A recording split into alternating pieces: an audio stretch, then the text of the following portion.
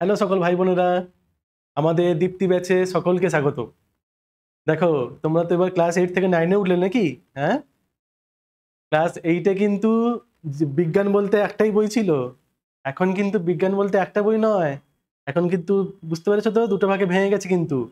এখন আমাদের জীবন বিজ্ঞান আলাদা হবে আর ভৌত বিজ্ঞান আলাদা হবে, ঠিক তো? তাহলে জীবন বিজ্ঞানের জন্য আমি আছি তোমাদের কৌস্তব স্যার। তাহলে আমাদের শুরু করা যাক আজকের প্রথম ভিডিও দীপ্তি ব্যাচের। দেখো, জীবন বিজ্ঞানে আমাদের বইতে যেটা প্রথম চ্যাপ্টার, সেটার নাম হচ্ছে কি জীবন ও তার বৈচিত্র্য বা লাইফ অ্যান্ড ইটস ডাইভার্সিটি। এর সঙ্গে আমি যদি বলি যে আমাদের অ্যাকচুয়ালি কি কি চ্যাপ্টার আমাদের ক্লাস 9-এ পড়তে হবে, আমাদের টোটাল 5টা চ্যাপ্টার পড়তে হবে। কি কি চ্যাপ্টার দেখে নাও। প্রথম অধ্যায় তো যেটা আজকে শুরু করছি আমরা, জীবন ও তার বৈচিত্র্য।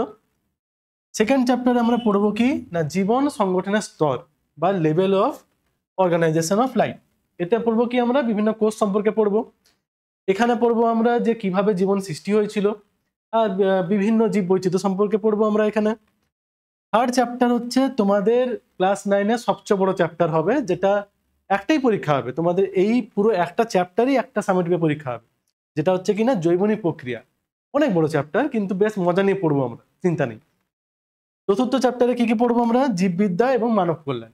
এখানে আমরা কিভাবে আমাদের বা কোনো ব্যাকটেরিয়া ভাইরাস অ্যাটাক করলে কিভাবে আমাদের বডি তার বিরুদ্ধে প্রতিক্রিয়া সৃষ্টি করে সেই সব সম্পর্কে পড়বো আমরা। আর লাস্ট চ্যাপ্টারটা একটা ছোট্ট ইজি চ্যাপ্টার আছে, যেটা হচ্ছে আমাদের পরিবেশ। পরিবেশ তো তোমরা ক্লাস 5 থেকে পড়ে আসছো, অসুবিধা হবে না। তাহলে শুরু করা যাক আজকের ভিডিও একদম জোশ নিয়ে। চলো। তো ফার্স্টে আমি যদি বলি তোমাদেরকে যে এই যে আমার কাছে এই বোতলটা আছে, ধরো এই আমার বন্ধু আমার বোতল। তাহলে বলো তো, আমি যদি কি কোনো কোশ্চেন জিজ্ঞেস করি, ধরো জিজ্ঞেস করলাম, এ ভাই তোর নাম কি রে, কি রে তুই কোথায় থাকিস? দেখো কিছু রেসপন্স দিচ্ছে, কিছু শুনতে পাচ্ছ তোমরা? কিছু বলছে না, কিন্তু আমি মাইকের কাছে আনলেও শুনতে পাবে না, কোনো আওয়াজ করে না তো। তো তোমার কাছে যে তুমি যে পেনটা নিয়ে বসছো বা তুমি যে বইটা পড়ছো, তুমি তাকে একবার জিজ্ঞেস করবে তো, এই তোর নাম কি রে? কিছু বলে? বলে না তো। তাহলে আমার আর আমার এই যে বন্ধু বোতল, আমার আর আমার এই বন্ধু বোতল, তো এর জন্য মধ্যে পার্থক্য কি? এবার তোমরা বলবে স্যার আপনি কথা বলছেন, কথা বলছেন না, ঠিক। আবার আমি যদি বলি যে তোমার আর এই বোতলের মধ্যে পার্থক্য কি, তুমি কি বলবে? স্যার আমরা তো আপনার কথা শুনছি। তাহলে এর থেকে বুঝতে পারছো যে জীবন বলে কোনো জিনিস আছে, আমরা আমরা জীবিত। আর এমনি তো একটা কথা বলি না, এই তুই বেঁচে আছিস না কি, এ তো জীবন আছে তোর ভেতরে, বলি কি বলি না, হ্যাঁ না? তাহলে এই যে জীবন, এই শব্দটা তাহলে নিশ্চয়ই এটা কোনো মানে আছে তো। হ্যাঁ, আমাদেরকে সেটাই এবার জানতে হবে, কেন চ্যাপ্টারের নামটাই কিন্তু দেখো জীবন ও তার বৈচিত্র্য। তাহলে জীবন সম্পর্কে আমরা জানি কি জিনিস। জীবন হচ্ছে, দেখো আমি যদি বায়োলজি ভাষায় বলি, যে বৃদ্ধি, পরিব্যক্তি, প্রজনন প্রভৃতি বৈশিষ্ট্য প্রকাশকারী প্রোটোপ্লাজমীয় অবস্থাকে বলা হচ্ছে জীবন। মানে এর থেকে একটু আইডিয়া করে নাও, জীবন যার থাকবে তার মধ্যে এই সব বৈশিষ্ট্যগুলো থাকবে। মানে বৃদ্ধি, প্রজনন, পরিব্যক্তি, বিবর্তন ইত্যাদি বৈশিষ্ট্য আমার যে বেঁচে আছে সে দেখাবে। তাহলে সেখান থেকে বলতে পারি যে এর মধ্যে জীবন আছে, ঠিক। দেখো ছবিটা দেখতে পাচ্ছ এখানে, এই ছবিটা দেখো, ধীরে ধীরে একটা ছোট থেকে বড় হচ্ছে, মানে কি বৃদ্ধি হচ্ছে তো। দেখো তোমরাই এতদিন ছোট্ট ছিলে, ধীরে ধীরে বুঝতে পারছো ক্লাস বাড়ছে, মানে আমরা বড় হচ্ছি। আর বড় হচ্ছি মানে আমাদের মধ্যে কিন্তু পরে কিন্তু দায়িত্ব পড়ছে, আর সিলেবাসও বাড়ছে। এটা তো প্রত্যক্ষ প্রমাণ তোমাদের সামনে। বায়োলজি বই, এতদিন বায়োলজি বই বলে কিছু ছিল না, তোমাদের সায়েন্সের বই ছিল, হঠাৎ করে চলে এলো স্যার, ভেঙে গেল, এখন আর ভৌত বিজ্ঞান আলাদা, জীবন বিজ্ঞান আলাদা পড়ো, ঠিক তো। তাহলে এইভাবে আমাদের জীবন এগোতে থাকে, আমরা ধীরে ধীরে বড় হতে থাকি, সঙ্গে আমাদের অন্যান্য প্রক্রিয়াগুলো চলতে থাকে। তো এই হলো আমাদের জীবন। তাহলে এবারে কি কি দেখলে আমরা বুঝবো যে জীবনে জীবনে কোনো লক্ষণ আছে কি নেই? মানে সিম্পল কথা বলতে গেলে জীবনের ধর্মগুলো কি। তো জীবনের ধর্ম প্রথম হচ্ছে কি না, সে চলঙ্গমনে সক্ষম হতে পারে। চলঙ্গমন বলতে কি বুঝি আমরা? দেখো এই যে আমি এই জায়গায় দাঁড়িয়ে আছি, এক জায়গায় দাঁড়িয়ে আছি, যে তোমাদের সঙ্গে কথা বলছি এরকম হাত নেড়ে বা মুখ নেড়ে, তোমরা আমার কথা শুনছো, দিয়ে শুনে হ্যাঁ হ্যাঁ এরকম করছো তো, করছো তো। তাহলে দেখো, যখন কোনো জীব এক স্থান পরিবর্তন না করে এক জায়গা থেকেই নিজের অঙ্গ প্রত্যঙ্গ সঞ্চালন করে, তাকে বলা হয় কিনা চলন। তাহলে চলনের ক্ষেত্রে কি হচ্ছে বলো? যখন চলন বলবো আমরা, তখন চলনের ক্ষেত্রে আমাদের স্থান পরিবর্তন হবে না। স্থান পরিবর্তন হবে না, ঠিক আছে? তাহলে চলনের ক্ষেত্রে স্থান পরিবর্তন হবে না। চলনকে আমরা কি বলে থাকি ইংলিশে? চলনকে আমরা বলে থাকি মুভমেন্ট। চলনকে আমরা ইংলিশে বলে থাকি মুভমেন্ট। যে বলে না যে তোর মধ্যে কোনো মুভমেন্ট নেই কেন, হ্যাঁ তুই নড়ছিস না কেন, তোর মধ্যে কোনো মুভমেন্ট নেই কেন, তো সেই মুভমেন্ট। তো গমন মানে কি? গমন কথা অর্থ হচ্ছে এই যে দেখো, এই যে আমি হেঁটে হেঁটে গেলাম, স্থান পরিবর্তন করছি হাত পা নেড়ে, তাহলে যে প্রক্রিয়ায় কোনো জীব এক স্থান থেকে অন্য স্থানে অঙ্গ প্রত্যঙ্গ সঞ্চালনের মাধ্যমে চলাচল করে তাকে বলা হচ্ছে কিনা গমন। আর তোমরা কিন্তু ক্লাস শেষ করে গমন করবে, হ্যাঁ, এরকম ক্লাসের মাঝখান থেকে গমন করতে চলে যাবে না। তাহলে গমনে কি হয়? গমনে আমাদের হয় স্থান পরিবর্তন। গমনে আমাদের স্থান পরিবর্তন হয়, বোঝা গেল? আর গমনকে আমরা ইংলিশে বলে থাকি কি? গমনকে আমরা ইংলিশে বলে থাকি লোকোমোশন। গমনকে আমরা ইংলিশে বলে থাকি লোকোমোশন, ঠিক আছে? তাহলে চলনকে আমরা বলে থাকি মুভমেন্ট, গমনকে আমরা বলে থাকি লোকোমোশন। ওকে, আর কি পাবো আমরা? আর জীবনে কি লক্ষণ পাবো আমরা? না, বৃদ্ধি। বৃদ্ধি মানে বুঝতে পারছো, গ্রোথ। এই যেমন দেখো, আমি যখন জন্মেছিলাম, আমি নিশ্চয়ই জন্মই এত বড় হয়ে যায়নি, ধীরে ধীরে ধীরে ধীরে বেড়েছি। তোমরাও সেরকম যখন জন্মেছিলে তখন তো এইটুকু করে ছোট্ট বেবি ছিলে, এখান থেকে ধীরে ধীরে ধীরে দেখতে দেখতে কখন তোমরা বড় হয়ে 9-এ উঠে গেছো, তাই না? বা তোমরা নিজেরাও বুঝতে পারোনি যে তোমরা কখন বড় হয়ে গেছো। শুধুমাত্র আমরা বুঝতে পারি কখন? আমাদের হাইট বাড়লে, ঠিক তো? এটি সবচেয়ে ইজি জানা যে আমরা বাড়ছি। তাহলে বৃদ্ধি হচ্ছে আমার জীবদেহের এরকম স্থায়ী পরিবর্তন, যেটা আমরা বেড়ে যাচ্ছি, আমরা বেড়ে যাওয়াকে, স্থায়ীভাবে বেড়ে যাওয়াকে বলা হচ্ছে আমাদের বৃদ্ধি। বৃদ্ধিকে আমরা ইংলিশে কি বলি? বৃদ্ধি কথা অর্থ হচ্ছে গ্রোথ। এটা তো নিশ্চয়ই শুনে থাকবে তোমরা, গ্রোথ, বৃদ্ধি বা গ্রোথ। আর কি? আর হচ্ছে উদ্দীপনা ছাড়া দেওয়া। এই যেমন দেখো, আমি তোমার সঙ্গে কথা বলছি, তুমি তো শুনছো কথাটাকে, শুনছো তো? হ্যাঁ, শুনলেই ভালো। শুনছো, এবার অবশ্যই শোনার সাথে সাথে কথাগুলোকে নোট করবে খাতায়, হ্যাঁ, কারণ নোট লিখে লিখে পড়লে কিন্তু জিনিসগুলো ভালো মনে থাকবে। এখন থেকে বলে দিচ্ছি, লিখে লিখে যদি না পড়ো, পরবর্তীকালে এই যে পাতলা বই তোমার কাছে আছে সেটা এত মোটা হয়ে যাবে, তখন কিন্তু আর মুখস্থ বিদ্যা দিয়ে কাজ চলবে না, তখন কিন্তু তোমাকে বুঝে বুঝে লিখে লিখে পড়তে হবে, ঠিক আছে? তাহলে লিখবে তোমরা সঙ্গে সঙ্গে, আমার সঙ্গে সঙ্গেই। তো কি হচ্ছে উদ্দীপনা ছাড়া দেওয়া? তাহলে কি বলছি? যখন এই যে কথা বলছি, আমি যদি তোমাকে কোশ্চেন করি কোনো, তুমি তো আমাকে অ্যান্সার দেবে, হ্যাঁ বলে না বলে। আমি যদি দেখতে পাচ্ছি না তোমরা কি করছো, তা সত্ত্বেও তো একটা আন্দাজ করতে পারি না? তাহলে এই যে সাড়া দেওয়ার প্রবণতা, এটাকে বলা হচ্ছে উদ্দীপনা সাড়া দেওয়া। যেমন দেখো, এখন যদি তোমাকে বাইরে থেকে তোমার মা ডাকেন বা বাবা ডাকেন, এই বাবু খাবি আয়, বা এই কি করছিস তুই, তুমি কিছু একটা অ্যান্সার দেবে তো? তাহলে সে যে অ্যান্সার দিলে সেটা তোমার উদ্দীপনা সাড়া দেওয়া। এখন তুমি যদি আমার আবার সেই বোতলকে আনি, একে যদি বলি এই খেলতে যাবি, দেখো কোনো অ্যান্সার নেই, মানে উদ্দীপনা ছাড়া দেয় না। এবার তার মানে তুমি ভাববে না যে স্যার আমি গাছকে তো বলি সরে যেতে, বা গাছকে তো, গাছের সঙ্গে কথা বললি, গাছ তোমায় কিছু অ্যান্সার দেয় না, তাহলে গাছ কি স্যার মৃত? না, গাছ অ্যান্সার না দিলেও গাছের তো বৃদ্ধি হয়, মানে সে নিশ্চয়ই বেঁচে আছে। গাছের মধ্যে সালোক সংশ্লেষ হয়, গাছের শ্বসন হয়। শ্বসনটা পড়বো আমরা কি জিনিস, সালোক সংশ্লেষ তোমরা শুনেছো, যে পদ্ধতিতে অক্সিজেন উৎপন্ন হয়, গাছ মানে আলো আর কার্বন ডাই অক্সাইড জল মিলিয়ে খাবার তৈরি করে, তাহলে নিশ্চয়ই গাছ বেঁচে আছে, ঠিক আছে? তাহলে উদ্দীপনা ছাড়া দেওয়াটাও হয়ে গেল।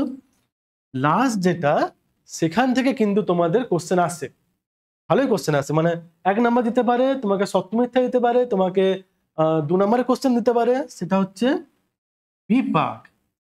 তো কি জিনিস এই বিপাক, জেনে নেওয়া যাক কি জিনিস এই বিপাক। এটার জন্য একটা আলাদা পেজ আমরা নিচ্ছি। দেখো, বিপাক বা মেটাবলিজম, বিপাক বা মেটাবলিজম, কি জিনিস এই বিপাক বা মেটাবলিজম? দেখো, আমাদের যে দেহ না, এই যে পুরো দেহটাতে আমাদের আছে, আমাদের দেহ এটা কি দিয়ে তৈরি? কোষ দিয়ে তৈরি আমাদের দেহ। প্রত্যেকটা কোষে কিন্তু সর্বক্ষণ কিছু না কিছু রিয়াকশন চলছে, ঠিক আছে? আমাদের কোষে প্রত্যেকটা এতে কিছু না কিছু রিয়াকশন চলছে। এই যে সমস্ত রকমের রিয়াকশন, সেটা আমার কোনো কিছু তৈরি করার রিয়াকশন হতে পারে, কিছু ভাঙার রিয়াকশন হতে পারে। যে কোনো রকমের রিয়াকশন গুলোকে একসাথে আমরা বলে থাকি কি না বিপাক। তাহলে কোষের মধ্যে সংগঠিত যে কোনো রকমের রিয়াকশনকে একত্রে আমরা বলে থাকি বিপাক বা মেটাবলিজম। বোঝা গেল যে কোনো রিয়াকশন। তাহলে ভেঙে দেওয়া যাক। কিছু রিয়াকশন এমন আছে যেগুলো আমার ভাঙে, আর কিছু রিয়াকশন এমন আছে যেগুলো আমার গড়ে। ভাঙা গড়া নেই জীবন আমাদের। দেখো এবারে বিপাককে আমরা মূলত দুভাগে ভাগ করি। একটাকে বলা হয় দেখবে উপচিতি বিপাক। কি বিপাক না উপচিতি বিপাক, বা একে যদি আমি ইংলিশে বলি তাহলে একে বলা হবে অ্যানাবলিজম।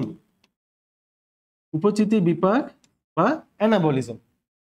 আর আরেকটা আছে যেটা হচ্ছে আমার ক্যাটাবলিজম বা অপচিতি বিপাক। একটা হচ্ছে উপচিতি আর একটা হচ্ছে আমার অপচিতি বিপাক হলো, বা ইংলিশে যদি বলি ক্যাটাবলিজম। তাহলে ক্যাটাবলিজম অ্যানাবলিজম দুটো মিলে হলো মেটাবলিজম। ঠিক, ক্যাটাবলিজম অ্যানাবলিজম দুটো মিলে মেটাবলিজম। তো উপচিতি বিপাক কি জিনিস?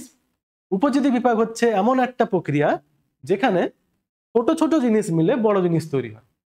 মানে ছোট ছোট জিনিস মিলে যদি বড় জিনিস তৈরি হচ্ছে মানে কি হচ্ছে, একটা জিনিস বাড়ছে, তো মানে সংশ্লেষ হচ্ছে কোনো জিনিস। তাহলে এই প্রক্রিয়া কি হয় আমাদের, ছোট ছোট ধরো জিনিসগুলো এটা বড় আকারে কোনো জিনিসে পরিণত হয়। মানে এটা এক ধরনের আমার বলতে পারি সংশ্লেষমূলক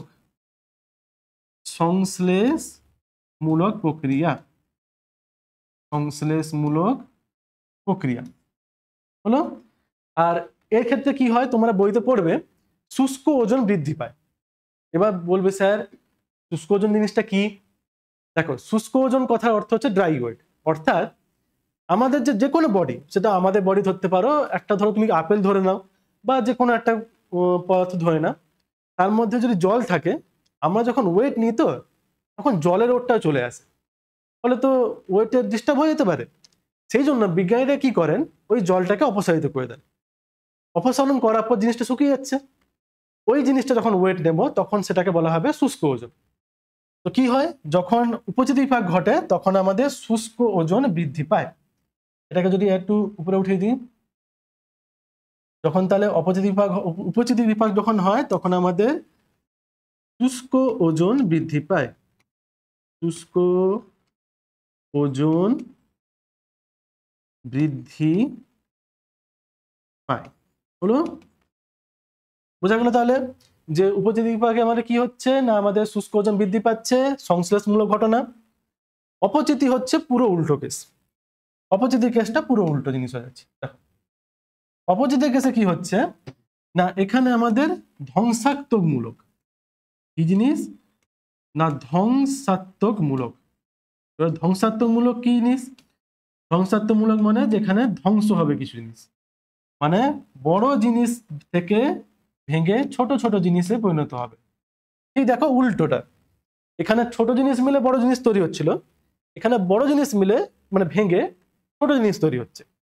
তাহলে এই রকমের প্রক্রিয়াগুলোকে বলা হচ্ছে কি আমাদের না অপচিতি বিপাক বা ক্যাটাবলিজম। ঠিক আছে, তো এখানে যদি আমার শুষ্ক ওজন বৃদ্ধি পেয়েছিল তাহলে অবশ্যই এখানে আমার শুষ্ক ওজন হ্রাস পাবে। ঠিক বুঝেছ, এখানে আমার শুষ্ক ওজন হ্রাস পাবে, যেহেতু ভেঙে যাচ্ছে জিনিসপত্র, তাহলে এখানে শুষ্ক ওজন হ্রাস পাবে হলো। তাহলে আমার কি কি হলো তাহলে বিপাকে দেখে নি।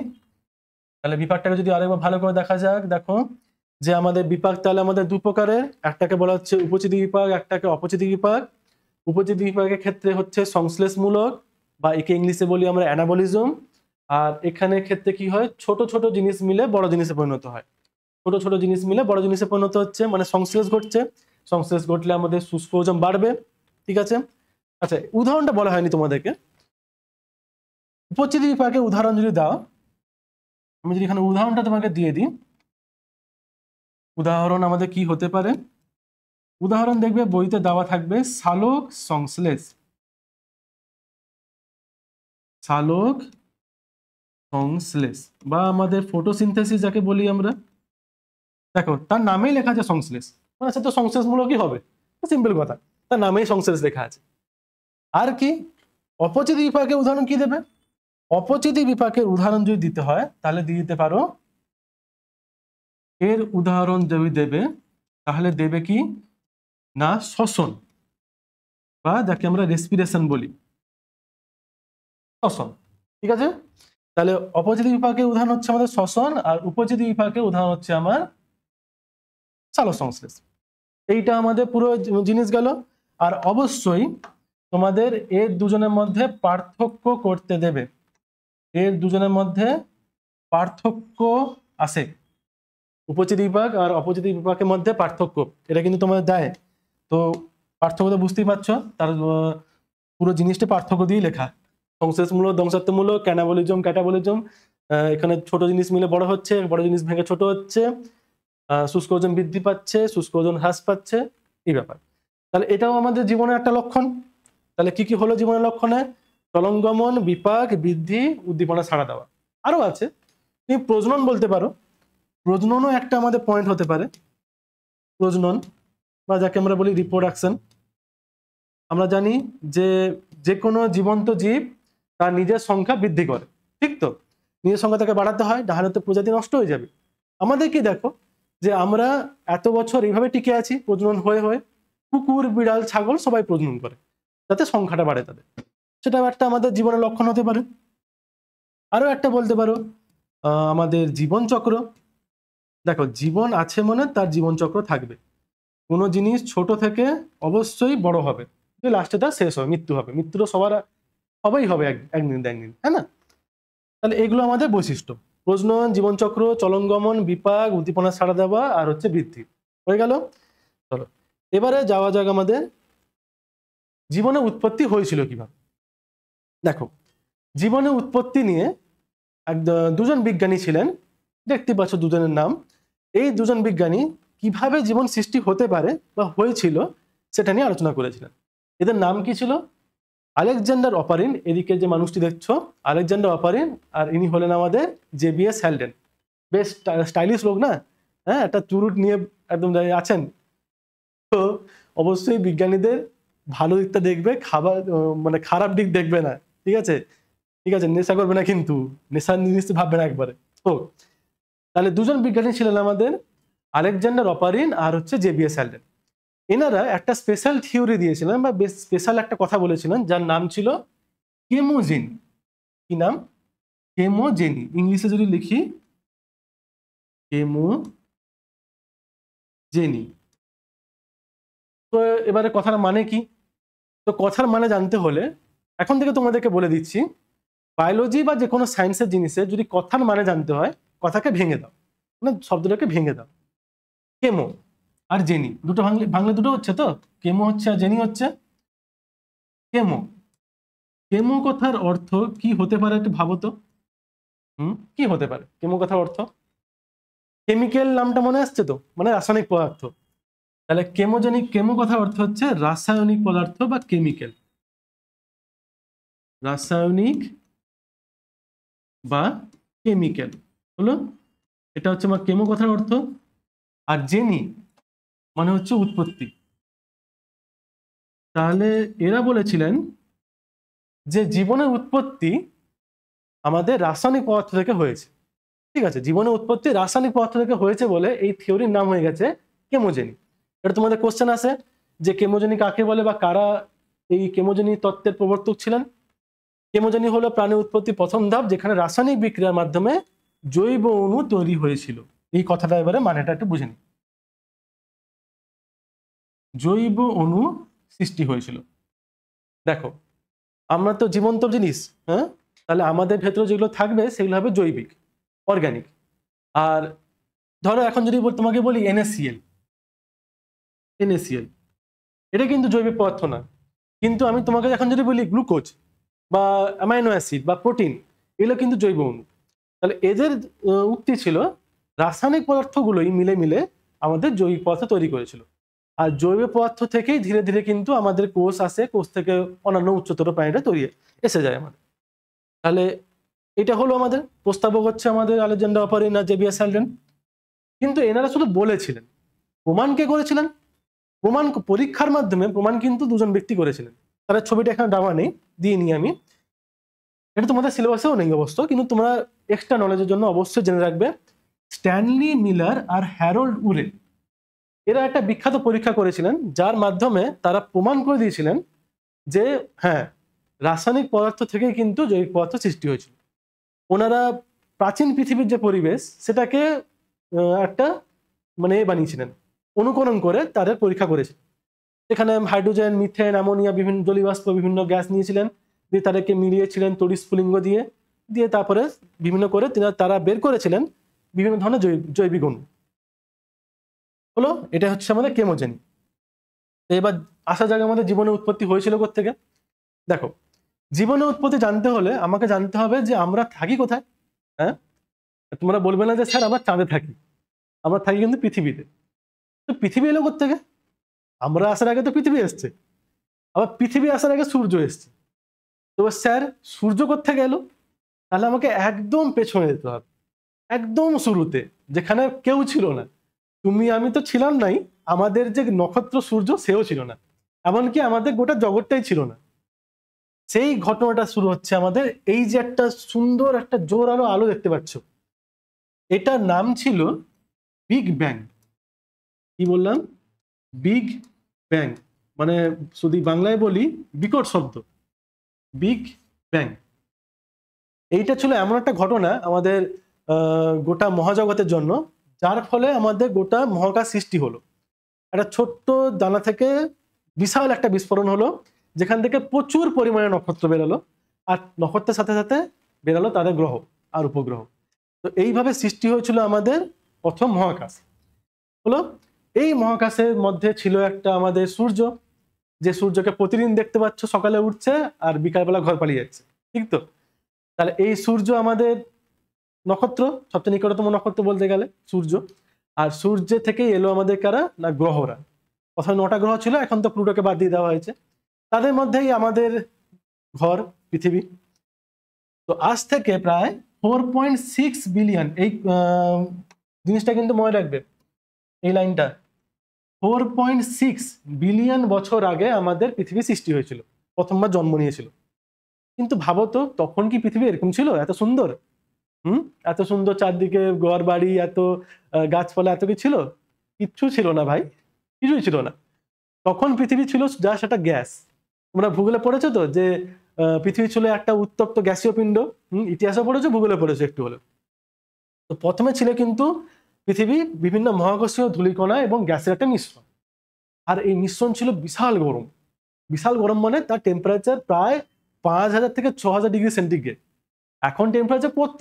এখন তো গরমকালে এলে তোমাদের 50 হয় হয়তো, এখন তো গরম বেড়ে গেছে, কিন্তু সেই 50 বা হার্ডলি 55। তখন ছিল 5000 থেকে 6000। ইমাজিন করো 5000 থেকে 6000, মানে কি লেভেলের হতে পারে গরম। এমনি গরমকালে হাঁসফাঁস হয়ে যাচ্ছে, আমরা হাঁসফাঁস হয়ে যাই, ঠিক না? তো অবশ্যই বুঝতে পারছো এত গরমে তো ভাই জীবন সম্ভব না। তো তখন জীবন আসেও নি। কে বলেছে জীবন এসছে? তখন জীবন আসেও নি। তখন এটা পুরো ফাঁকা জায়গা, পৃথিবীতে কেউ নেই, না ডাইনোসর আছে, না আমরা আছি, আমরা তো অনেক পরে এসেছি, ছেড়ে দাও। এরপরে আমাদের পৃথিবীতে এই গ্যাসটা ধীরে ধীরে ঠান্ডা হওয়া স্টার্ট হলো।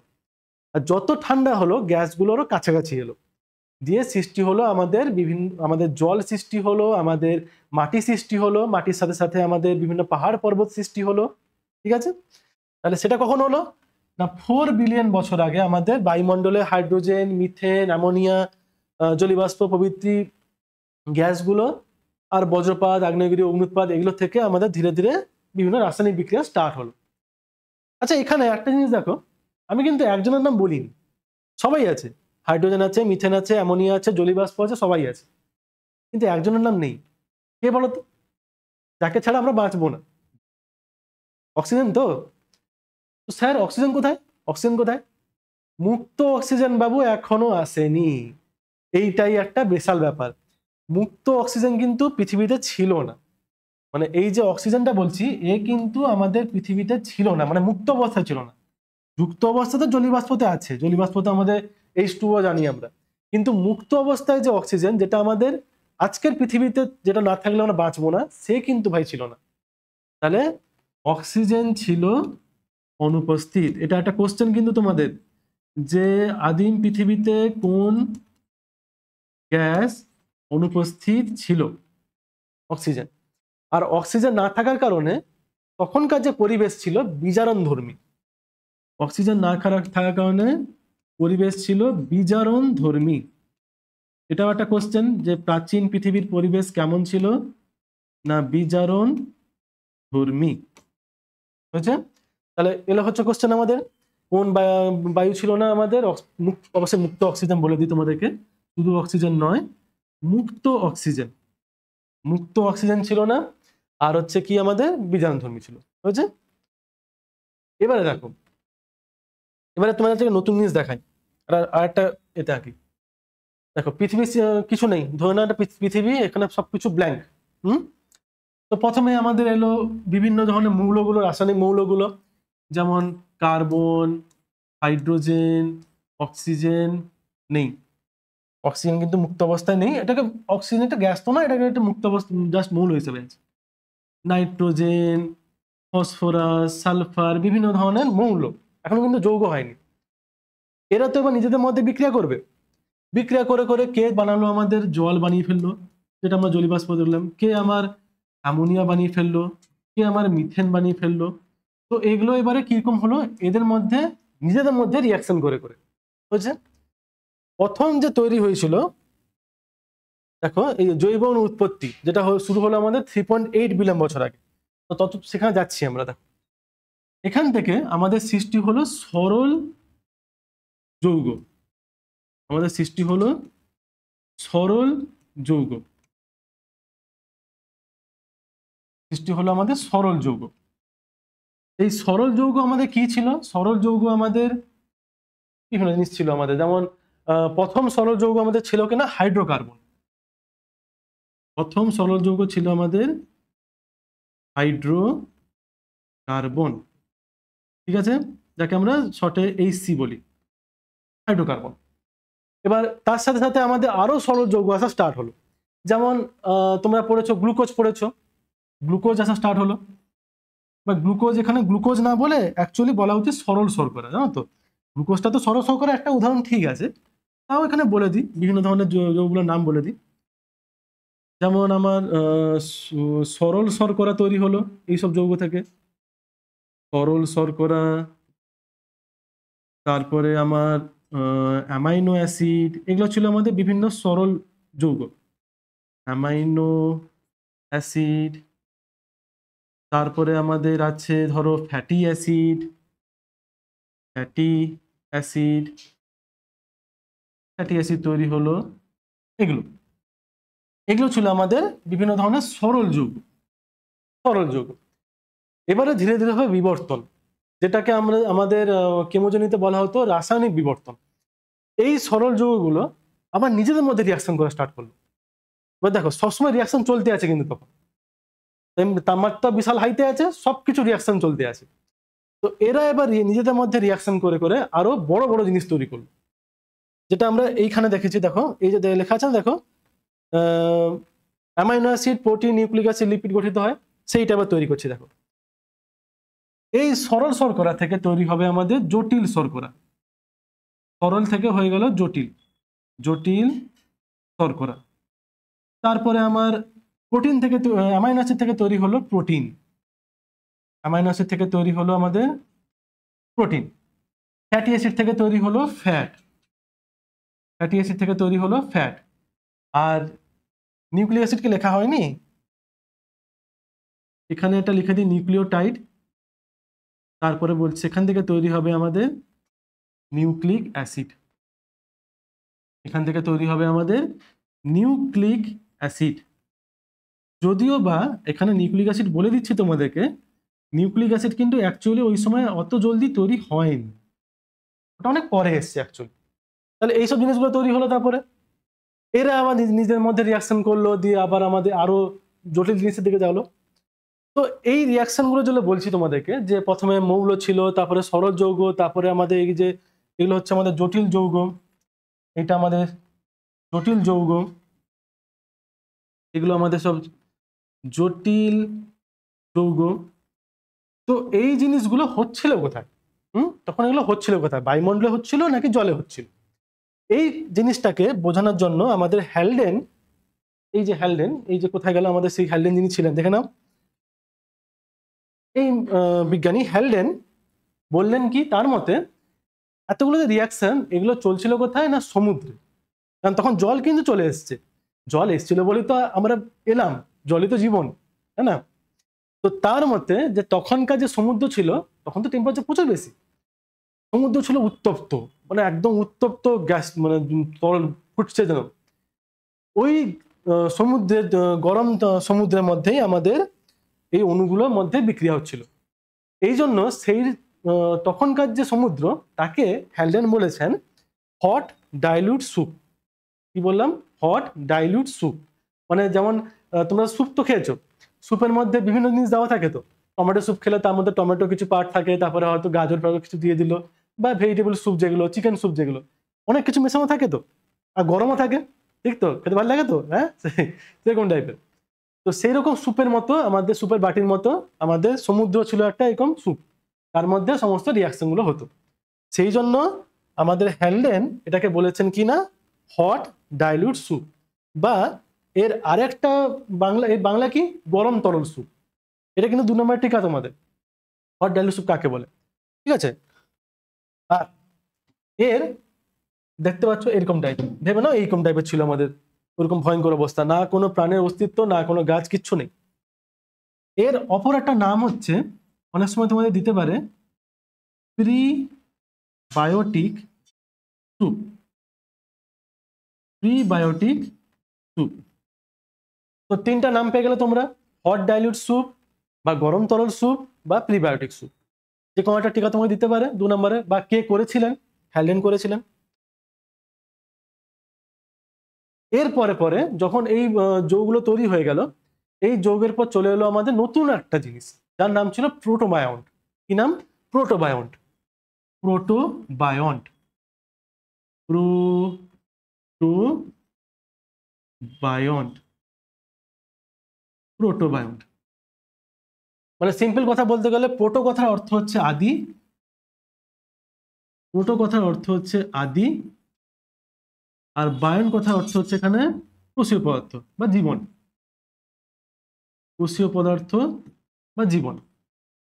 এখান থেকে সৃষ্টি হলো আমাদের, এইখান থেকে আসা শুরু হবে, ধীরে ধীরে কোষের দিকে যাচ্ছি। এখনো কোষ আসেনি ভাই, এখন কেউ নাই, এখন জাস্ট যৌগগুলো নিজেদের মধ্যেই বিক্রিয়া করছে, আর কিছু হচ্ছে না। এই জিনিসটা একবার দেখো, সে মনে হচ্ছে না আমরা যখন জলে তেল ফেলে দিই, এরকম দেখতে লাগে। তো তোমরা এবার এটা ট্রাই করবে, জলে তেল ফেলবে, যে নিচে মোবাইলে ফ্ল্যাশ লাইট জ্বালিয়ে দেবে, দেখবে পুরো সেম এরকম দেখতে লাগবে। আর ট্রাই করে কিন্তু বলবে, হ্যাঁ। দেখো এই যে গঠনটাকে আমরা, এই যে গঠনটা দেখছি, এই গঠনটার নাম হচ্ছে কোয়াসার্ভেট। পড়বো আমরা এক্ষুনি। প্রোটোবায়ন ছিল বিভিন্ন জৈব অণু একত্রিত হয়ে তৈরি হয়েছিল প্রোটোবায়ন। এবার এই প্রোটোবায়ন কিভাবে তৈরি হয়েছে, সেটা নিয়ে আবার বিভিন্ন বিজ্ঞানী বিভিন্ন মতামত আছে। এখানে আমাদেরকে 2টো মতামত পড়তে হবে, একটা হচ্ছে কোয়াসার্ভেট মডেল, আর একটা হচ্ছে আমাদের মাইক্রোস্ফিয়ার মডেল। ঠিক আছে, কিন্তু 2 নম্বরের, ঠিক আছে? তো দেখা যাক কি জিনিস কোয়াসার্ভেট আর মাইক্রোস্ফিয়ার। কোয়াসার্ভেট, কোয়াসার্ভেট কথা অর্থ, সিম্পল অর্থ হচ্ছে শর্করা, প্রোটিন আর ফ্যাট, এগুলো জলীয় দমনে কলয়েডীয় অবস্থায় মিশ্রিত হয়ে যে গঠন তৈরি করে, তাকে বলা হচ্ছে কোয়াসার্ভেট। দেখো এরকম পুরো বল বল টাইপের হয়ে গেছে বাবলগুলো। তাহলে কোয়াসার্ভেট হলো আণবিক সমাবেশ দ্বারা গঠিত ক্ষুদ্র তরল ফোঁটা, যা প্রাথমিক কোষের মতো আচরণ করে।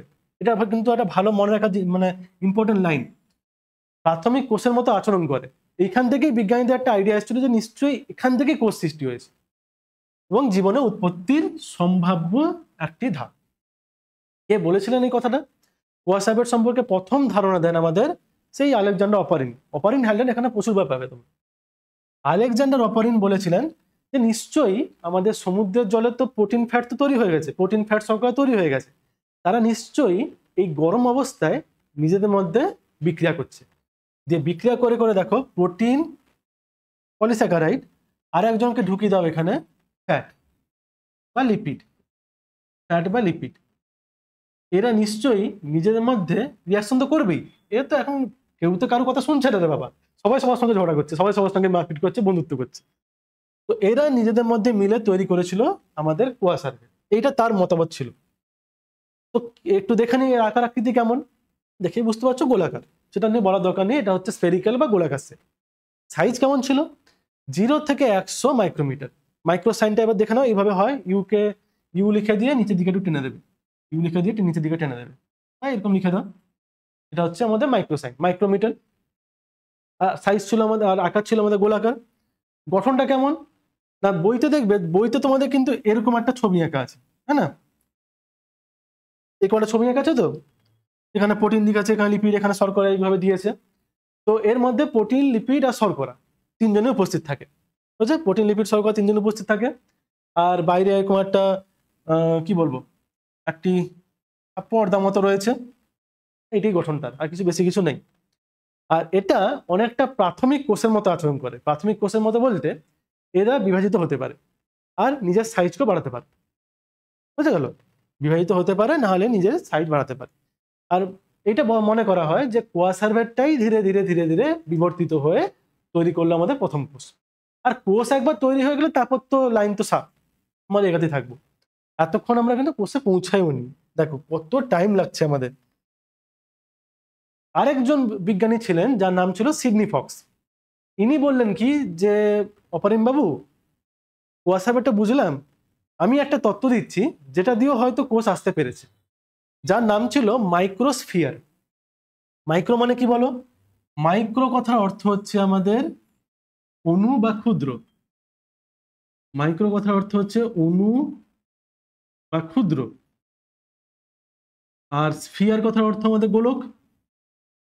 মানে ইনিও সেই গোলকের কথাই বললেন, ইনিও সেই গোলকের কথাই বললেন, কিন্তু তার নিজের মতামত দিয়ে। দেখো তিনি এই কথাটা বলেছিলেন, এটাও দেখো সেই গোলাকার টাইপের, কোয়া সার্ভেটের মতোই দেখতে কিন্তু এটাকে, তাই না, কোয়া সার্ভেটের মতোই এটাকে গোলাকার দেখতে। এটার নাম ছিল আমাদের কিনা মাইক্রোস্ফিয়ার। তো তিনি বললেন, সিডনি ফক্স বললেন যে মাইক্রোস্ফিয়ার মডেলের সম্পর্কে বললেন। আর এরও সেই আকৃতি গোলাকার, সেই সাইজ হচ্ছে আমাদের কত না 100 থেকে 200 মাইক্রোমিটার মতো। আর এদের মধ্যে স্পেশালিটি কি ছিল, এরাও প্রোটিন দ্বারা তৈরি। একটা নাম দেখো, প্রোটিনয়েড লেখা আছে। যখনই কোনো বায়োলজি শব্দের লাস্টে ওয়েড লেখা থাকবে, তার কথা মনে রাখবে, তার অর্থ হলো মতন। যখনই কোনো বায়োলজি শব্দের লাস্টে ওয়েড লেখা থাকবে, তার মনে হচ্ছে মটন। প্রোটিনয়েড মানে প্রোটিনের মতন, প্রোটিনের মতো গঠন তৈরি হয়েছে, উচ্চ তাপমাত্রায় অ্যামাইনো অ্যাসিডগুলো নিজেদের মধ্যে মিলিত হয়ে প্রোটিনের মতো আকার গঠন করেছে, বুঝছে।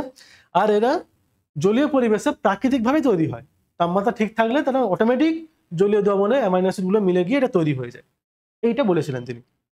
তো তার মধ্যে ছিল কি না, মাইক্রোস্ফিয়ারটা নিজের সংখ্যা বাড়াতে পারে, খাদ্য গ্রহণের মতো কাজ করতে পারে, তারপর হচ্ছে বহিরাগত পদার্থ গ্রহণ করতে পারে, রেচনের মতো ত্যাগ করতে পারে, এগুলো। তো এই দুটো তত্ত্ব আমাদের কাছে এলো, যে কোয়া সার্ভেট আর মাইক্রোস্ফিয়ার। এদের মধ্যে অ্যাকচুয়ালি কোয়া সার্ভেটটাকেই বেশি দেওয়া হয়েছে, মানে প্রিফারেন্স দেওয়া হয়েছে, ঠিক আছে। এবার একটা কথা দেখো, আমরা কিন্তু কথায় কথায় বলে দিই যে ডিএনএ, আরএনএ এইসব ব্যাপারগুলো বলে দিই, কিন্তু এবার একটা কথা বলো তো, পৃথিবীতে ফার্স্ট কে এসছে, ডিএনএ এসছে না আরএনএ এসছে? এবার তোমরা বলবে যে স্যার ডিএনএ এসছে, হ্যাঁ আমাদের আছে যখন ডিএনএ ফার্স্টে এসছে, কিন্তু ব্যাপারটা সেটা নয়। ফার্স্ট কিন্তু পৃথিবীতে আরএনএ এসেছিল, সিঙ্গেল, ওই যে সিঙ্গেল টাইপের। আমরা ডিএনএ কিরকম আঁকি, ডিএনএ আমরা এরকম আঁকি না, হ্যাঁ ডিএনএ তো আমরা এরকম আঁকি। ফার্স্ট কিন্তু এরকম আসেনি, ফার্স্ট এসছে আমাদের আরএনএ, এইরকম দেখতে, বুঝেছে। এবার এখানে একটা কথা বলার আছে, প্রথম যে আরএনএ এসেছিল আর আজকের যে আরএনএ, তার মধ্যে কিন্তু বিস্তর পার্থক্য আছে। আজকে আমাদের যে আরএনএ থাকে, এই আরএনএর বাইরে, আমাদের যে আরএনএ বলছি এখন, আমাদের আরএনএ বাইরে এরকম একটা প্রোটিনের একটা লেয়ার থাকে, এটা হচ্ছে প্রোটিনের একটা আস্তরণ থাকে। এবার কেন থাকে, কোশ্চেন আসতেই পারে যে স্যার প্রোটিনের আস্তরণ, আমাদের ক্ষেত্রে প্রোটিনের আস্তরণ থাকে কেন? না দেখো, আমাদের ক্ষেত্রে যেহেতু আরএনএ সিঙ্গেল স্ট্যান্ডার্ড, তো তাকে তো আমাদের কোষের মধ্যে রক্ষা করে রাখতে হবে, মানে তো সে ধ্বংস হয়ে যাবে।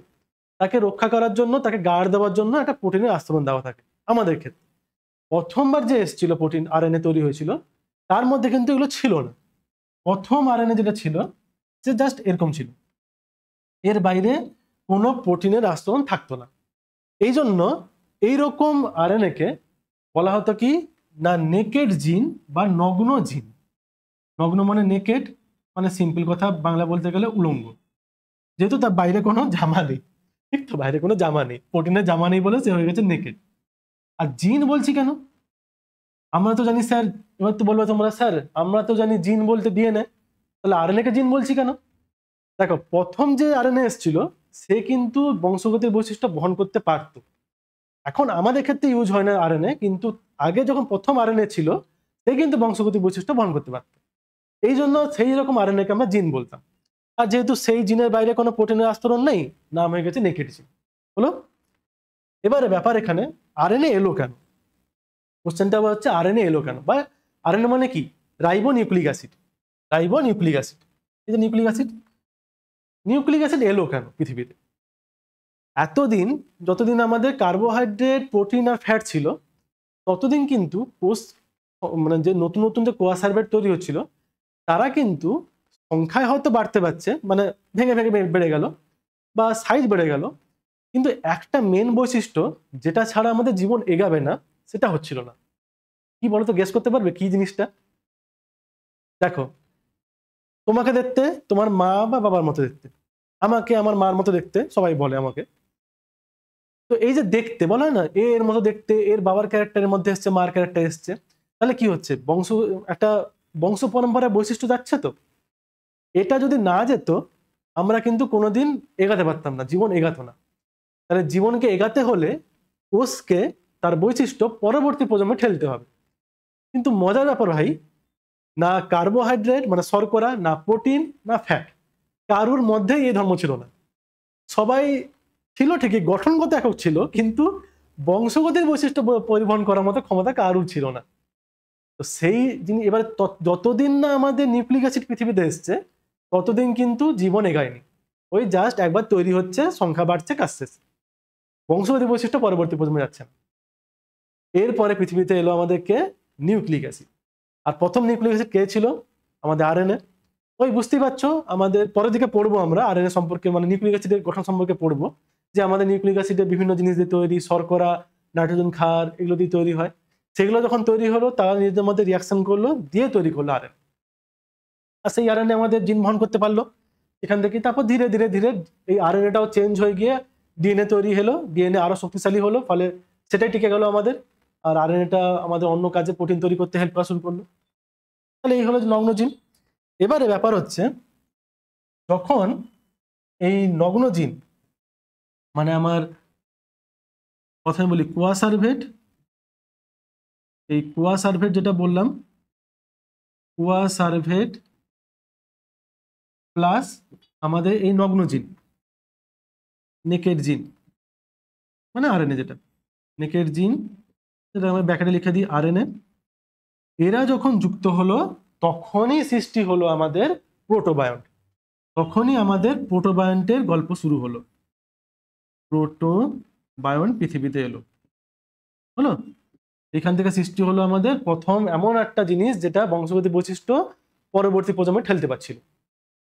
বোঝা গেল? তাহলে দেখে নাও আমাদের আরএনএ কেও একবার দেখে নাও, আর সুন্দর দেখতে আমাদের আরএনএ দেখে নাও, একটা তন্ত্র নিয়ে গঠিত, আচ্ছা আচ্ছা।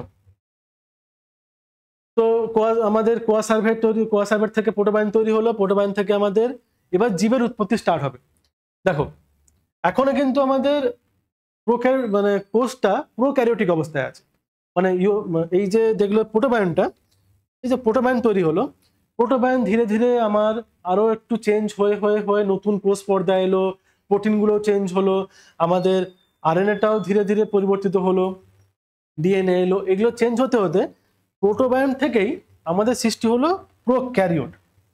আর এই যে বলা হচ্ছে আমাদের এককোষী জীব, এই যে আমাদের এককোষী জীব, যেটাকে আমরা বলে থাকি কিনা প্রোক্যারিওট। আর তোমরা ক্লাস 8-এ পড়েছিলে প্রোক্যারিওট, মনে আছে কি জিনিস ছিল? প্রোক্যারিওটিক কোষ, প্রোক্যারিওটিক কোষ মানে যাদের নিউক্লিয়াস সুগঠিত নিউক্লিয়াস নেই, সেগুলোই। 3.5 থেকে 3.8 বিলিয়ন বছর আগে, কত বছর আগে ভেবে নাও ভাই, অনেক বছর আগে প্রথম কোষ সৃষ্টি হলো। এবারে ব্যাপার হচ্ছে এই যে প্রোক্যারিওট যেটা তৈরি হয়েছিল না ওই সময়, তখন তো ভাই পৃথিবীতে তো অক্সিজেন নাই, তাহলে তারা শ্বাসকার্য চালাতো কি করে? তারা ছিল আমাদের অবায়ুজীবী, এরা ছিল আমাদের অবাধ শোষণকারী। অবাধ শোষণকারী মানে এদের আমাদের অক্সিজেন প্রয়োজন নেই, এরা ছিল আমাদের অবাধ শোষণকারী। হলো? ব্যাস, এইবারে অক্সিজেন তো নেই এখনো, আর যতদিন অক্সিজেন আসছে না বিবর্তন কিন্তু অত ফাস্ট হতে পারছে না। এইবারে ঘটলো একটা বেশ মজার জিনিস। কি জিনিস? একটা নতুন ব্যাকটেরিয়া, মানে এই যে প্রোক্যারিওটের মধ্যে এমন একটা ব্যাকটেরিয়া ছিল, হঠাৎ করে তার মধ্যে কোত্থেকে একটা পরিবর্তন এলো, সে যে জলে থাকতো সেই জলকে ভাঙতে পারলো। আর জল ভাঙলে কি হবে? H2O আর O2 মুক্ত অক্সিজেন এবারে সে তৈরি করতে পারলো। সে ছিল কে? সে ছিল আমাদের সায়ানোব্যাকটেরিয়া। এই যে জীবাণু কথা বলা হচ্ছে এখানে, এ ছিল আমাদের সায়ানোব্যাকটেরিয়া, বা নীল, যাকে আমরা এখন বলে থাকি নীলাভ সবুজ শৈবাল, বা যাকে আমরা এখন বলে থাকি নীলাভ সবুজ শৈবাল। এ বাবাজি এবারে শুরু করলো অক্সিজেন বানানো। প্রথম সালোক সংশ্লেষকারী জীব এবারে শুরু করলো অক্সিজেন বানানো। ব্যাস, পৃথিবীতে এবারে সমুদ্রে হলো কি অক্সিজেন তৈরি হওয়া স্টার্ট হলো। ওর অক্সিজেন সমুদ্রে তৈরি হচ্ছে মানে কি, সে সমুদ্র থেকে বেরাবে, বায়ুমণ্ডলে অক্সিজেন মিশলো, বায়ুমণ্ডলে অক্সিজেন মেশার পর বায়ুমণ্ডলে এবারে অক্সিজেন প্রাচুর্য স্টার্ট হলো। অক্সিজেন বিপ্লব, যাকে আমরা বলি অক্সিজেন বিপ্লব, 2.5 বিলিয়ন বছর আগে মুক্ত অক্সিজেন পরিবেশে জমা স্টার্ট হলো। এইবারে আমাদের পৃথিবী পুরো চেঞ্জ হয়ে গেল। এতদিন পৃথিবীতে অক্সিজেন ছিল না, এইবারে পৃথিবীতে অক্সিজেন চলে এলো। আর অক্সিজেন আসার সঙ্গে সঙ্গে আমাদের বিভিন্ন কোষের মধ্যে পরিবর্তন স্টার্ট হলো, কারণ অক্সিজেন জারণ মানে জারক পদার্থ, জারণ করতে পারে। তো এবার সে রিয়াকশনগুলোকে আরো চেঞ্জ করা স্টার্ট করলো, কোষগুলো আরো চেঞ্জ হওয়া স্টার্ট হলো। ধীরে ধীরে ধীরে ধীরে কি হলো, এই কোষগুলোই, এককোষী জীবগুলোই ধীরে ধীরে আমাদের আরো পরিবর্তিত হয় ইউক্যারিওটিক কোষে পরিণত হলো। এখান থেকে এবার এলো আমাদেরকে এই প্রোক্যারিওটিক থেকে আমাদের ইউক্যারিওটিক কোষ আসা স্টার্ট হলো। ইউক্যারিওটিক মানে বুঝতে পারছো, যার অনুন্নত নিউক্লিয়াস থাকবে, ইউক্যারিওটিক কোষ আসা স্টার্ট হলো। আদ্য প্রাণী যেগুলো পড়েছি আমরা ইউক্যারিওটিক কোষ, এককোষী ইউক্যারিওটিক, এরাই এবার এই এককোষীগুলোই এবারে ধীরে ধীরে ধীরে নিজেদের মধ্যে জোটবদ্ধ হয়ে বহুকোষী জীব সৃষ্টি হওয়া স্টার্ট হলো, যেটা প্রায় 1 বিলিয়ন বছর আগে। আর এটা দেখে নাও, এই সেই মহাপুরুষ সায়ানোব্যাকটেরিয়া, এই সেই সায়ানোব্যাকটেরিয়া ছিল যার জন্য আজকে আমরা দাঁড়িয়ে আছি, আমি কথা বলছি তুমি লেকচার শুনতে পাচ্ছ। এই সেই মহান ব্যক্তি ছিল, এখনো আছে আমাদের পৃথিবীতে। তো এটা থ্যাংক ইউ বলবে, সায়ানোব্যাকটেরিয়াকে থ্যাংক ইউ বলবে যে থ্যাংক ইউ সায়ানোব্যাকটেরিয়া। গাছকে তো থ্যাংক ইউ সবসময় বলি অক্সিজেনের জন্য, কিন্তু যে অরিজিনালি অক্সিজেনকে নিয়ে এসছে তাকে আবার কতটুকু বলি থ্যাংক ইউ। হ্যাঁ, তাহলে বহুকোষী জীব সৃষ্টি হলো প্রায় 1 বিলিয়ন বছর আগে। এবার একবার বহুকোষী জীব সৃষ্টি হয়ে গেছে মানে এবারে তো বিভিন্ন ধরনের জীব আসা স্টার্ট হয়ে যাবে, উদ্ভিদ প্রাণী এবারে আসা স্টার্ট হয়ে গেল। ধীরে ধীরে ধীরে ধীরে কি হলো, পৃথিবীতে বিভিন্ন ধরনের গাছ, বিভিন্ন ধরনের প্রাণী চলে এলো। ব্যাস, উন্নত জীব এবং প্রাণীদের বিবর্তন স্টার্ট হলো, বিভিন্ন জলজ প্রাণী এলো, স্থলজ প্রাণী এলো, কিছু কিছু প্রাণী আকাশে উঠতে পারলো, পাখিকে দেখতে পাচ্ছ, মানুষ এলো, তারপরে বহুত পরে পুরো পরিবেশকে 12টা বাজালো নাকি। হ্যাঁ, এই ছিল আমাদের জীবনের উৎপত্তি। কি মজা ছিল তো। দেখো এত বছর ধরে এত কাজ চলেছে, হ্যাঁ, আমরা মাত্র কয়েক বছর এখানে জন্মেছি পৃথিবীতে, এর আগে কত কিছু হয়ে গেছে পৃথিবীতে। তো এবারে পৃথিবীতে জীব চলে এলো। এবার জীব আসার সাথে সাথে কি হচ্ছে, জীবেদের মধ্যে পরিবর্তন এলো, জীবেদের বহু রকমের জীব চলে এলো। আর জীব মানে কি বুঝি গো আমরা? জীব মানে আমরা বুঝি উদ্ভিদ প্লাস প্রাণী। জীব কথার অর্থ উদ্ভিদ প্লাস প্রাণী। তো এবার বিভিন্ন ধরনের উদ্ভিদ জীব এলো, দেখতে পাচ্ছ ছবিতে, হাতি আছে এখানে, আমার গন্ডার আছে, গাছ এখানে ছোট ছোট বিভিন্ন ফুলের গাছ আছে, আবার এখানে কচ্ছপ দেখতে পাচ্ছ, কত বৈচিত্র্য না। তাহলে তুমি যে অঞ্চলে থাকো, ধরো তুমি যখন এক্ষুনি বেরাবে, ঘর থেকে বেরাবে, এই লেকচারটা দেখার পর ঘর থেকে বেরাবে, দেখবে তোমার চারদিকে বিভিন্ন ধরনের কুকুর আছে, বিড়াল আছে, ছাগল আছে, গরু চড়ছে, আম গাছ আছে, জাম গাছ আছে, নারকেল গাছ আছে, কলা গাছ আছে। আরো তোমাদের যদি ঘরে ফুলের গাছ লাগিয়ে থাকো সেখানেও কত ধরনের গাছ আছে।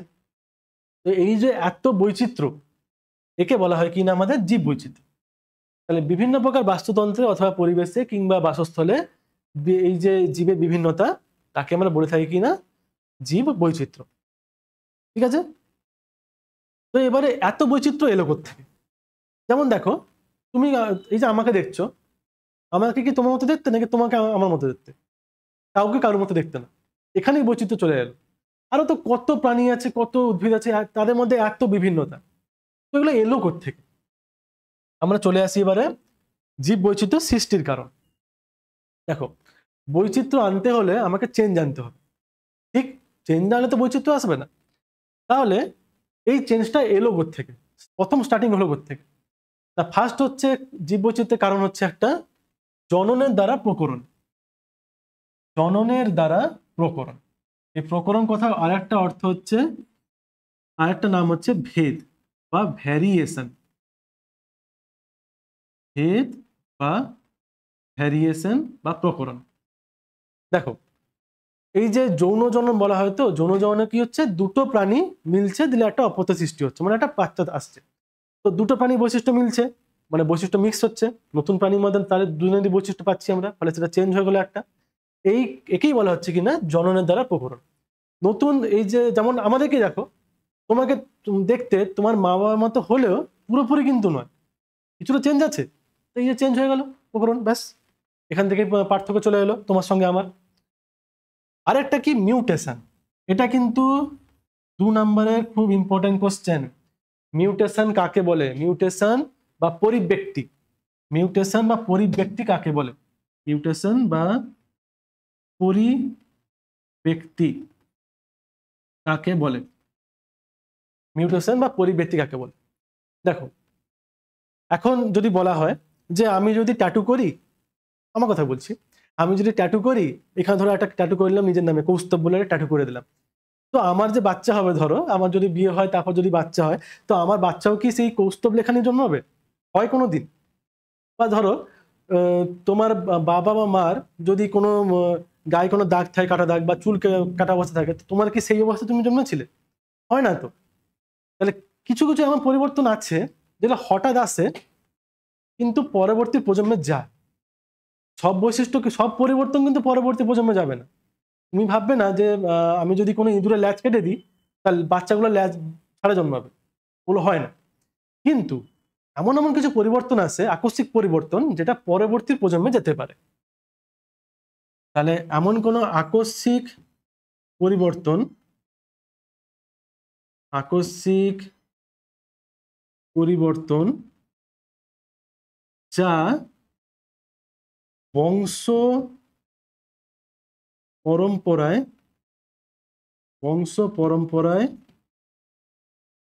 সঞ্চালিত হয়, বংশ পরম্পরায় সঞ্চালিত হয়, তাকে বলা হয় আমাদের মিউটেশন। হলো? মিউটেশন তোমরা বইতে পড়বে, 2 ধরনের মিউটেশন হয়, একটাকে বলা হচ্ছে জিন মিউটেশন, একটা ক্রোমোজোমাল মিউটেশন। যদি জিনের কোনো চেঞ্জ হয় তার ফলে যে মিউটেশন হবে জিন মিউটেশন, ক্রোমোজোমের যখন চেঞ্জ হবে তাকে বলা হয় ক্রোমোজোমাল মিউটেশন। এর ফলে আমাদের পরিবর্তন আসে, ফলে বৈচিত্র্য আসে। আর কে? অভিযোজনগত বিচ্ছিন্নতা। এবার দেখো, যদি দুটো প্রাণী দুটো আলাদা পরিবেশ চলে যায়, কোনো কারণে দুটো আলাদা পরিবেশে তারা চলে গেল, তাহলে তো সেই পরিবেশ অনুযায়ী তারা চেঞ্জ হবে, ফলে তাদের মধ্যেও কিন্তু ভেদ বা প্রকরণ আসা স্টার্ট হবে। এই লোকে বলা হচ্ছে আমাদের অভিযোজনগত বিচ্ছিন্নতা। পৃথক পৃথক স্থানে থাকার জন্য পৃথক পৃথক অভিযোজন হয়েছে, মানে মানি না। অভিযোজনের কথা অর্থ কি? মানি না, কোনো পরিবেশে মানি না। ফলে তার ফলে কি হচ্ছে, নতুন বৈশিষ্ট্য এসেছে তাদের মধ্যে, ফলে দুটো প্রাণী আলাদা হয়ে গেছে। সেগুলো আমাদের ভেদ প্রকরণ। মানে ভেদ প্রকরণ বলছি, হ্যাঁ ভেদ প্রকরণ। তার ফলে তো আমাদের নতুন বৈশিষ্ট্য এলো, নতুন বৈচিত্র্য এলো আমাদের মধ্যে। লাস্ট যেটা হচ্ছে আমাদের প্রাকৃতিক নির্বাচন বা ন্যাচারাল সিলেকশন। প্রাকৃতিক নির্বাচন বা ন্যাচারাল সিলেকশন। প্রাকৃতিক নির্বাচন বা ন্যাচারাল সিলেকশন। দেখো, প্রাকৃতিক নির্বাচন বা ন্যাচারাল সিলেকশন কি জিনিস এটা? না এখানে কি করছে, এখানে হচ্ছে কি প্রকৃতি, প্রকৃতি তোমাকে নির্বাচন করবে, প্রকৃতি তোমাকে নির্বাচন করবে। মানে সিম্পল কথা বলতে গেলে কি হচ্ছে না, আমাদের পরিবেশে আজ থেকে বহু বছর আগে থেকে যখন নতুন অনেক প্রজাতির জীব ছিল, সবাই কিন্তু পরিবেশে মানিয়ে নিতে পারেনি, হয়েছে অনেক প্রাণী বিলুপ্ত হয়ে গেছে, অনেক উদ্ভিদ বিলুপ্ত হয়ে গেছে। মানে কথার অর্থ হচ্ছে পরিবেশ বারবার চেঞ্জ হচ্ছে। ধরো এইটা হচ্ছে পরিবেশ, ধরো এখান দেখে দিই, ধরো এইটা হচ্ছে প্রাণী মানে জীব, এটা হচ্ছে পরিবেশ। পরিবেশ চেঞ্জ হচ্ছে কিন্তু এর কোনো চেঞ্জ নাই। তো একসময় কি হবে, পরিবেশ একে উড়িয়ে দেবে, মানে পরিবেশ একে চয়েস করবে না। কিন্তু সে যদি পরিবেশের সাথেই পরিবর্তিত হচ্ছে তাহলে পরিবেশ তাকে চয়েস করবে, আর সে বেঁচে থাকবে, সে নিজের বংশকে বাড়াবে। এটাকে বলা হচ্ছে আমাদের কি না প্রাকৃতিক নির্বাচন বা ন্যাচারাল সিলেকশন। যেমন এখন যদি বলি তোমাকে যে ক্লাসে ধরো একটা পরীক্ষা হলো, সেই পরীক্ষায় যারা 50-এ 20 পাবে তারাই একমাত্র পরের ক্লাসে যাবে, যারা 20 পাবে না তারা থেকে যাবে। তো অবশ্যই যারা ধরো 10-12 পেলো তারা আর এগাতে পারবে না, পরের ক্লাসে যেতে পারবে না, যারা 20 উপর পেয়েছে তারা এগিয়ে যাবে। তো পরিবেশটাকে এইভাবে ভেবে নাও তোমরা, পরিবেশ চেঞ্জ হয়েছে তার অনুযায়ী যদি আমি চেঞ্জ হচ্ছি না তাহলে পরিবেশ তোমাকে রাখবে কেন, তুমি বেরো এখান থেকে, তাই না? এটাকেই বলা হচ্ছে প্রাকৃতিক নির্বাচন। আর এর ফলেই আমাদের আজকে এত বৈচিত্র্যতা এসছে, নতুন নতুন প্রাণী নিজের নতুন নতুন বৈশিষ্ট্য নিয়ে এসছে। বোঝা গেল? তাহলে আমার কি কি জিনিস পড়লাম আমরা, এইসব জিনিসগুলো পড়লাম আমরা যে আমাদের ইয়ের জন্য, বৈচিত্র্যতা আসার জন্য আমাদের এত কিছু দরকার, আমাদের বৈচিত্র্যতা আসার জন্য আমাদের এত কিছু দরকার। জীব বৈচিত্র্য সৃষ্টির জন্য আমাদের জননের দ্বারা হতে পারে, মিউটেশন দ্বারা হতে পারে, অভিযোজনগত বিচ্ছিন্নতা দিয়ে হতে পারে, আমাদের পরিবেশের যে প্রাকৃতিক নির্বাচন তার দ্বারা হতে পারে। হলো? চলো এটাকে ঠিক করে দিই না, এটা ঠিক না করলে আবার এখানে তোমার অসুবিধা হয়ে যাবে, ঠিক আছে? এটা তোমরা দেখে নিতে পারো সংজ্ঞা দিয়ে, আমাদের জননের দ্বারা প্রকরণ কিভাবে সৃষ্টি হয়, আমাদের পরিবেশ দ্বারা কিভাবে সৃষ্টি হচ্ছে, সবার সংজ্ঞা দেওয়া আছে, বুঝছে? দেখো তাহলে আজকের ক্লাস এখানে শেষ হলো। এখানে আমরা তাহলে আজকে আমরা কি কি পড়লাম আরেকবার রিভাইজ করে নিই। চলো আজকে আমরা প্রথম থেকে একবার দেখে নিই যে জীবন কাকে বলে পড়লাম, তারপরে আমরা পড়লাম যে জীবনে কি কি বৈশিষ্ট্য আছে বা ধর্ম আছে, বিপাকের প্রকারভেদ, তাদের পার্থক্য, এগুলো পড়লাম। কেমোজেনি সম্পর্কে পড়েছি আমরা, জীবনের উৎপত্তি সম্পর্কে পড়েছি আমরা, আর হচ্ছে জীবন উৎপত্তিতে কিভাবে সরল যৌগ জটিল যৌগ কিভাবে তৈরি হলো, তারপরে আমাদের নিউক্লিক অ্যাসিড কিভাবে এলো, প্রোটোবায়ন কি ছিল, কোয়াসারভেট আর মাইক্রোস্ফিয়ার মডেল সম্পর্কে পড়লাম আমরা, কোয়াসার মাইক্রোস্ফিয়ার মডেল সম্পর্কে পড়লাম, নগ্নজিনে কিভাবে উৎপত্তি হলো সেগুলো পড়লাম, আর কিভাবে পরপর আমাদের এককোষী থেকে বহুকোষী জীব সৃষ্টি হলো সেটা পড়লাম আমরা, জীবনে জীব বৈচিত্র্য সম্পর্কে পড়লাম, আর জীব বৈচিত্র্য সৃষ্টি কারণ সম্পর্কে পড়লাম, হয়েছে? তাহলে আজকের ক্লাস এখানে শেষ হলো। পরের ক্লাসে আমরা আর একটু এগাবো যে কিভাবে আমরা বায়োলজিতে কি কি জিনিস আমাদেরকে পড়তে হয়, ঠিক আছে, কি কি আমাদের টপিকগুলো আছে, মানে বায়োকেমিস্ট্রি, বায়োফিজিক্স, এগুলো বইতে দেখবে অনেকগুলো আছে, ঠিক আছে? তাহলে আজকে ক্লাস শেষ হলো এখানে। তোমরা ক্লাসটা কেমন লেগেছে অবশ্যই আমাদের জানিও, নিচে তোমাদের ফিডব্যাকে দেওয়ার জন্য জায়গা রয়েছে অ্যাপে, ঠিক আছে? ভালো থাকো তোমরা, বাই বাই।